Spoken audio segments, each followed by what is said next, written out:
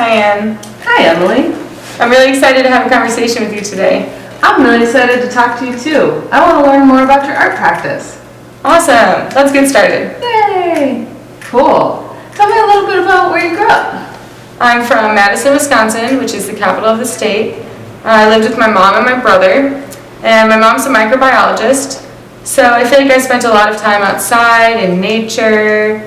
Also, when we didn't have a nanny, my mom would take me to the lab, and she would show me different slides of microscopic, mostly germs, because she's a microbiologist, but just living organisms under a microscope. And I think this was a really enlightening moment for me because I started to become really curious about how the world works. What about you? Where are you from? I grew up in a small town in Ohio, and I think back, actually my grandfather was a welding technology engineer. Oh, So very interesting. maybe that's where I started to first get some interest in welding many, many years ago. What piqued you to start a practice in art? Or was it kind of organic? Did you have a revelation one day? Or how did it happen for you? Well, it was a bit of a process for me. I think I always really liked reading and books, and I did like art, but I was more of like an academically tracked kid. So I ended up going into social sciences. But I was really interested in ideas about social justice, and I kind of was coming of age in the late 90s when the anti-capitalist, anti-globalization movement was a really big deal. Yeah, so we were really interested in, sticking it to the man. The man. The man. So I read a lot of Chomsky, went to a lot of raves, did a lot of stuff, ended up in Portland, Oregon, and I'd say the first time I really thought I could do art was the first time I went to Burning Man. Interesting. What was it at Burning Man that made you think about art? Or how did that, did you participate in something? Or? Well, I was part of a theme camp, and I got to see all kinds of crazy metal art that spit fire, and I was like, I want to do that. That looks so like awesome. fun. Do you think that the community within that played a part in your interest in joining a metal community, becoming a metal artist? I think it probably did. That's an amazing place where community comes together to build a city that's all about art. Ah, I love that. I love that. But it wasn't until a few years later that I decided to go to art school. Where did you go? Oh, I got my BFA at Oregon College of Art and Craft, which is a small college in Portland. And you focused in metal? I sure did. Was that the first time that you worked with metal, or? Yes, it is. I don't know why they let me in, but they did. Here we are. Well, now you know a little bit about me. How did you get into art? That's an interesting thought. I think I was always interested in art. I always found myself drawing and painting as a child, especially when my mom would bring me to the lab and I would draw the cells that she would show me. But I was also a very introverted child. I didn't have a lot of friends, and I feel like I was really able to express my thoughts and feelings by drawing. So I did a lot of that. I didn't really think about art as a career until college, but I was very interested in art in high school. I remember I had a ceramics professor who told me, "You got the bug." The bug? The bug! What's the bug? The bug, as he described, was this, you can't get being an artist out of you. It's this thing, he called it almost like a disease, this thing that's carried with you all the time, but you just have to let it out. It's who you are, and it's not what you do. Wow. So it's like a good disease. Yeah, it's a really good disease. It's like what makes me function as a human being. Wow. That's Yeah. pretty cool. So then I decided to go to art school. Well, I didn't go to art school. I went to the University of Wisconsin-Eau Claire for art, and I focused in drawing and painting. And then I realized that I really didn't like the town of Eau Claire. I didn't fit in well. It's very conservative, so it didn't work for me in that aspect. So I moved to Stevens Point, Wisconsin. At Stevens Point, I was still pursuing drawing and painting, and then my advisor told me I needed to take a 3D credit. He was like, "How about wood?" And I was like, "Mm-mm." He was like, "How about ceramics?" And I was like, "Nah, I've already kind of done ceramics. It wasn't my favorite. I don't know, maybe I could do that." And then he was like, "How about glass?" And I was like, "Glass? Well, sure, whatever." So I tried it out. entered the hot shop and fell absolutely in love with the material and how it was very movement oriented, and I had to use my body a lot. That's pretty interesting. That's something that I like about blacksmithing, is a very physical activity. And it's hot. Very hot. But I like that. Like getting sweaty and dirty kind of like really gets me going in a good way. I just didn't. I can't do that. I can't say that. So you're in Oregon. Sorry, I'm from the Midwest. Yeah, you guys say it funny. Anyway, so you're in school and you're working with metal. How did that feel for you? What is it about metal that made you excited? Well, I think I first really started to like it when I did my first forging and doing hot copper forging. But I found it really challenging, and I liked that about it. But then it was in my second year, this girl Elizabeth came to our school, and she had taken a blacksmithing class at Penland. And I was very confused by that, because I thought, people are blacksmiths? And then I thought, you could blacksmith? And then I thought, could I do some blacksmithing? That sounds pretty cool. And so you did. So when you started, what kind of things were you making? What were you thinking about? How did the work unfold? I really liked making flowers. I was really into floral forms. That made me really happy.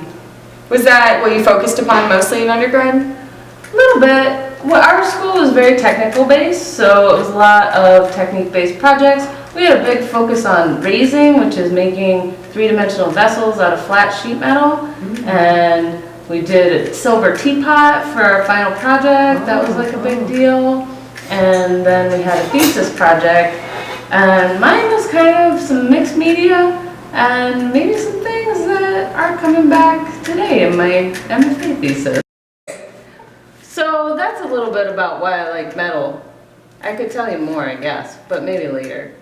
Okay. What about glass? Why, you said you fell in love with the hot shop. What was it? Well, when I first entered the hot shop, I was really intrigued by the amount of people working together and how it almost seemed like they were dancing. The way that everyone moved in the hot shop, everyone had a really good understanding of their bodies and the space and the material and the way that it was moving. And it was like nonverbal, but everyone knew what was going on. And it really spoke to me like dance speaks to me. Wow, that's pretty cool. I feel like forging in the blacksmith shop is kind of similar.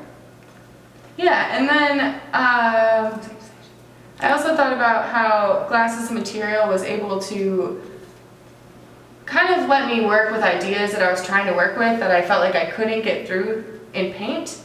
I was thinking a lot about things that are ethereal and like intangible, and it was really hard for me to do that without like a phenomenal aspect in a material. And I'm not saying that paint can't do that, but I wasn't using it in the way that I wanted it to. So glass really allowed me to explore things like reflection and transparency and things that I hadn't been able to try prior.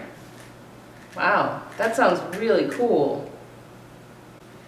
Earlier you spoke about the community at Burning Man, and that kind of piqued my curiosity. How are you connected to the metal community? I love being part of the metal community. It's super fun. I made a lot of friends going to blacksmithing conferences. In Oregon, there's a really great group called the Northwest Blacksmith Association. So once I got out of school, that was a way for me to connect with other makers, learn about techniques, make friends, find tools, and kind of stay encouraged when I didn't have anybody else around. That's how I feel about glass too. It's so collaborative and interesting when you go into a room full of people who understand the material and the way that you do, and how you can just flow in conversation, and it's very organic.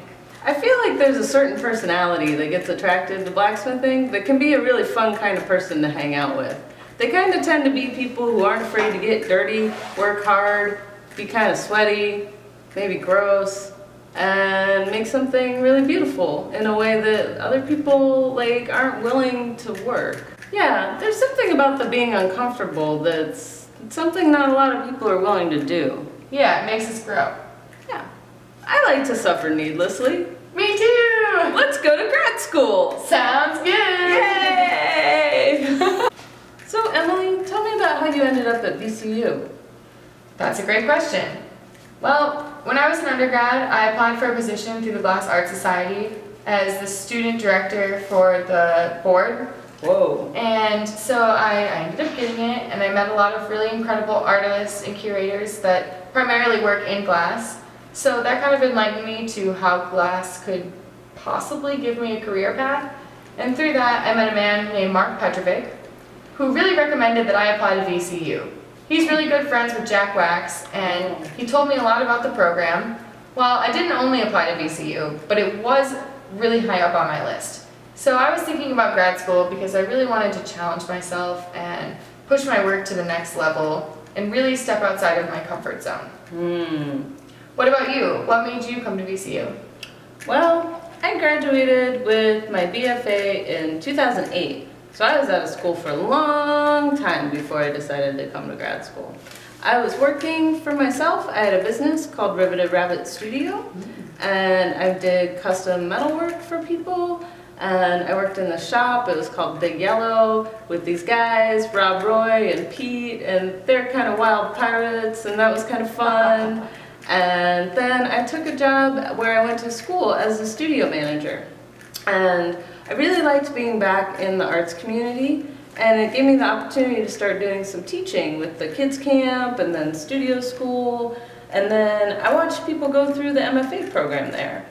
And yeah, so I watched people learn and change and grow, and my friend Colin was going to school there, and I used to always go to his studio, ask him about what he was reading, and I watched his work change, and I thought, wow, that's really cool, I want to do that. And so after a while, it just seemed like it was time to make a change, and I decided to start applying to grad school. So Anne, now you're at VCU in your first year of grad school. Can you unpack that a little bit for me? Whew, there's a lot to unpack there. Oh boy. Yeah, it was a real big learning experience for me. I didn't really know what I wanted to do when I got here. I just knew I wanted to change something. It turns out that's pretty hard to do when you've been doing something for a long time. Yeah. So it was a big challenge last year. I ended up getting really into needle felting. Felting, interesting. Well, that's not metal at all. That's soft and maybe even warm. I know, and colors. I was really excited about using colors and playing with all the soft material and doing something that was quiet and meditative. It was a really interesting change of technique for me. What kind of work were you making out of felt? Well, I made some birds. Birds. Why birds? Well, I started with rabbits. I have a long-standing interest in rabbits. I can't totally explain it, but there's something about them that they're very innocent, but when you get a lot of them together, they're kind of scary. Yeah, I can see that. Yeah. So they're kind of powerful, but kind of vulnerable at the same time. So I think that's pretty interesting. So from rabbits to birds, what was that transition?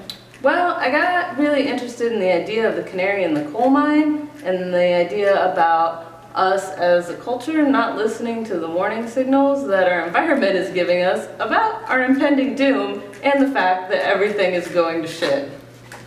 I know, it's terrifying, really. So scary. It's so scary. Everything's fucked. So, where did you go from there? How did your first year's work unfold and lead up to candidacy? Yeah, I ended up making coal-felted covers for wind-up bird toys that lived on a salt landscape on a big pedestal, and a myna bird that lived in an infinity box. A myna bird is a mimicking bird. And I was thinking about how when we exist in the internet, we just surround ourselves with other people who think like us and talk like us and tell us what we want to hear. So Emily, tell me about your first semester at VCU. Yeah, okay. So when I first got here, I didn't really know what I wanted to make. I knew I wanted to make in a different way, but it's funny because I didn't even do that when I came here. I had already been working with ideas of plant cells, and first thing that I did was kind of like trying new ways to work with that content, and really wasn't that interesting to me now that I'm looking back on it. So then I started thinking about like why I wanted to use glass, and I knew that I wanted to use it for its like phenomenological properties. Whoa, what? Right? Yeah. What does that even mean? I was thinking a lot about like light and shadow. Okay. And how glass is a material that can kind of like transmit, black out, see through, all these different things. So I was just really doing a lot of material studies, and I think that when I look back at the work that I made last semester, I wanted the work to like provide an individual experience for people. And I wanted them to like transcend time and be present in the moment and all these things. And looking back on that, I realized that those are just things that I wanted for myself. So I think that I wasn't as clear on like my audience the first semester, and I wanted my audience to be other people, and I wasn't allowing my audience to be myself. So yeah, that was weird and confusing, but it totally, I think, is like what paved the path for the rest of the first year. So you feel like you are your own audience now? I think I can be. I don't think that I am in all of the time, but I think that if I'm making work to kind of condition my skills on being present and like slowing down time, then I do think that I am my own audience. But the things that I'm doing with candidacy, I don't think that that's just me being my own audience. I have a wider group of people I'd like to reach there. Well, there's nothing wrong with being your own audience, right? I don't think so, but I think that I wasn't accepting that my first semester here. Like, it took me in the second semester of grad school to realize that. I wouldn't have said that last semester. Yeah. So there's something about like making the work that you want to see in the world that like, Yes. you're interested in. And like making myself be the person that I want to be through the work that I'm making. Yeah. Yeah, that's kind of like leading up to my candidacy. What about you? After candidacy, moving into thesis, what did you do? How did that work? So I went on a really big trip this summer. Pretty much school got out, and I got in my truck and I drove all the way. I went to Florida, over to New Orleans for a metals conference, up to Minnesota, flew home to Oregon, went to Maine, and I took a blacksmithing class with Ross Haley at Haystack Mountain School of Craft. And when I came to grad school, I really had a lot of ideas about moving away from doing metalwork. I felt like I was really constricted by it, and I wanted to do something different. But in that class, I really reconnected with the things that I love about it, and with my frustrations with it. But I think I was able to start to understand them in a totally new way.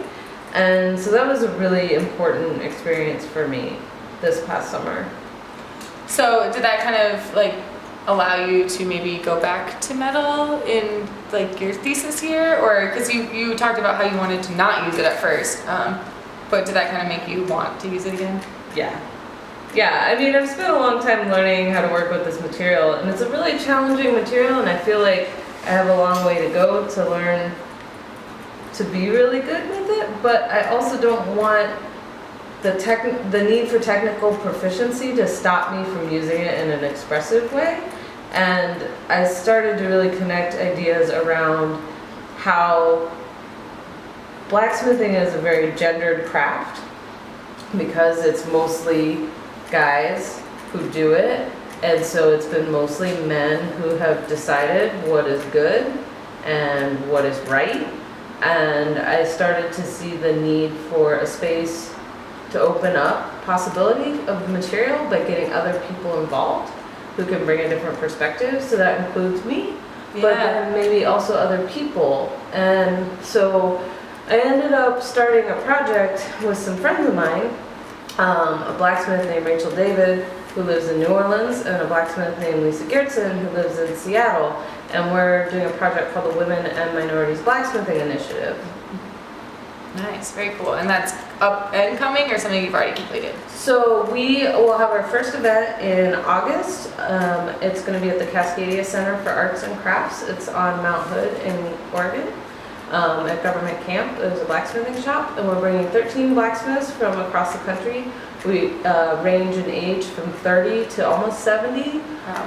With everybody has from 5 to over 40 years of experience, and so 13 of us are going to do a collaborative sculpture build, and lay the groundwork for starting an organization that supports and promotes women and minorities in the craft. Nice. I can definitely see connections between like that community and the community that you spoke about in Burning Man and like the art bringing it all together.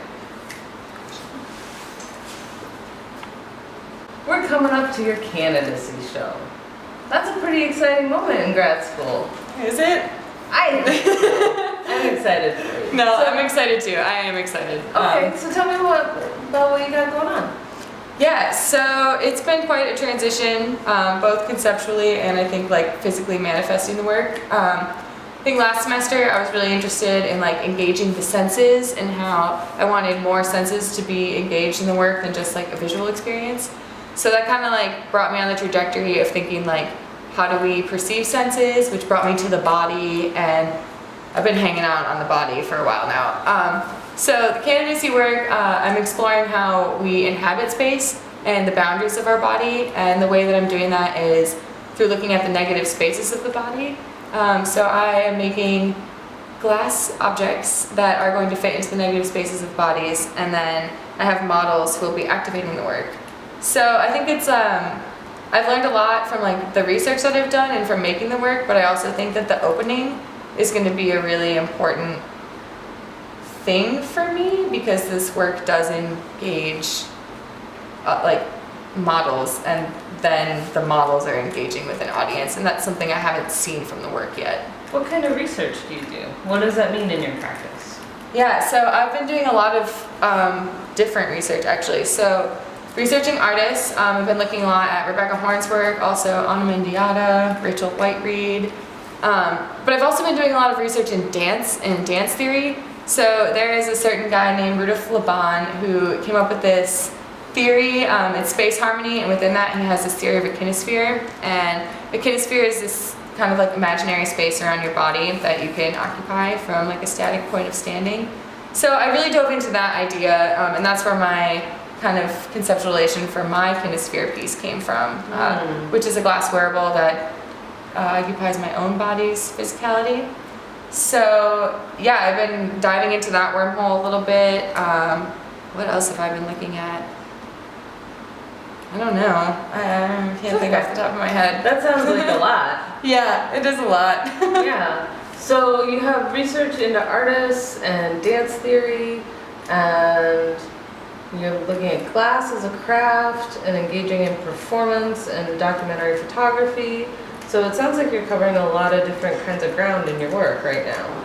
I'm trying to, at least. I mean, I think that I'm asking a lot from this candidacy work, and I hope that I answer some of the questions, but I hope even more that I just have more questions to go off from. And I think I do. But I really, like I said, I think the opening is going to be a really big learning experience for me. What do you think, what's the driving question for the work for the show? Right now, I would probably say, how do we occupy space? Like, what does it mean to have a body? What does it mean to have this object that we inhabit and move and experience things in the world? So your thesis show's opening soon, this Friday to be exact. Can you talk about that a little bit? How is that coming together? Yeah. Well, by the time this airs on National Broadcast Puppet TV, that thing will be not done. Yeah. No. I don't know what day it is. Yeah, so. That's how you're feeling. Yeah, I got the grad schoolitis, I'll tell you that much. Can't read calendars, I lost my sense of time, and taste, touch. No. So, yeah, so next week is install. So at this point, most of the work is done. Just putting in some final touches, and then we gotta do the installation, and yeah, so we're really at the end of this process, so that's pretty exciting. How, like, what are your main themes? Like, if you could just break down, like, main themes in the thesis work, what are those? Sure. So I would say the primary focus is on this idea of feral animals as metaphor for the idea of the misfit, in that I have chosen the coyote, the raccoon, and the deer as these animals that are really good at thriving at spaces in between spaces between the city and the country, in places where we don't expect to see wildlife, and they've got these really great adaptive strategies, like raccoons are thriving in Brooklyn, coyotes have infiltrated every state in the country. They colonized Delaware in 2010, every state except Hawaii. There are no coyotes there, but and deer we see everywhere.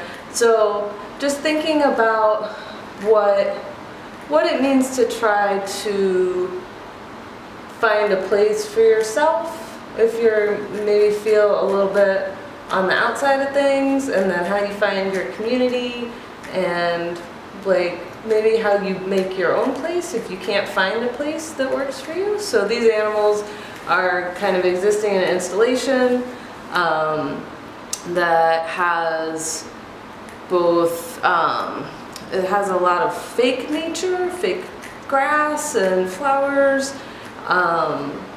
So it also deals with boundaries in that sense of like transgressing boundaries and just, like moving between kinds of spaces.